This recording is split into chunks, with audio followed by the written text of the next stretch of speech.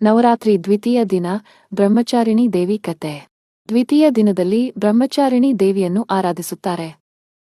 ಅವರು ಹಿಮಾಲಯ ಪರ್ವತದಲ್ಲಿ ಕಠಿಣ ತಪಸ್ಸು ಮಾಡಿದ ರೂಪ. ಸರಳವಾದ ಬಿಳಿ ವಸ್ತ್ರ ಧರಿಸಿ ಒಂದು ಕೈಯಲ್ಲಿ ಜಪಮಾಲೆ ಮತ್ತು ಮತ್ತೊಂದು ಕೈಯಲ್ಲಿ ಕಾಮಂಡಲು ಹಿಡಿದಿರುವರು. ಅವರು ಬಾಲ್ಯದಿಂದಲೇ ಪಾರ್ವತಿದೇವಿ ಶಿವನನ್ನು ವರನಾಗಿ ಪಡೆಯುವ ನಿರ್ಧಾರ ಮಾಡಿದರು. ಅದಕ್ಕಾಗಿ ಕಠಿಣ ತಪಸ್ಸು ಆರಂಭಿಸಿದರು. ಹಲವು ವರ್ಷಗಳ ಕಾಲ ಆಹಾರ ನೀರಿಲ್ಲದೆ ಕೇವಲ ಗಾಳಿಯನ್ನು ಸೇವಿಸಿ ತಪಸ್ಸು ಮಾಡಿದರು. ಅವರ ಈ ಅಪಾರ ತಪಸ್ಸಿನಿಂದ ಲೋಕದ ಎಲ್ಲ ದೇವತೆಗಳು ಆಶ್ಚರ್ಯಗೊಂಡರು.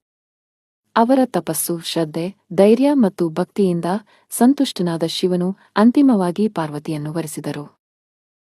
ಬ್ರಹ್ಮಚಾರಿಣಿ ದೇವಿಯ ಆರಾಧನೆಯಿಂದ ತಪಸ್ಸಿನ ಶಕ್ತಿ, ಶಾಂತಿ, ಸಹನೆ ಹಾಗೂ ಅಚಲ ಭಕ್ತಿ ದೊರೆಯುತ್ತದೆ. ಜೀವನದಲ್ಲಿ ಧೈರ್ಯ ಮತ್ತು ನಂಬಿಕೆ ಹೆಚ್ಚುತ್ತದೆ.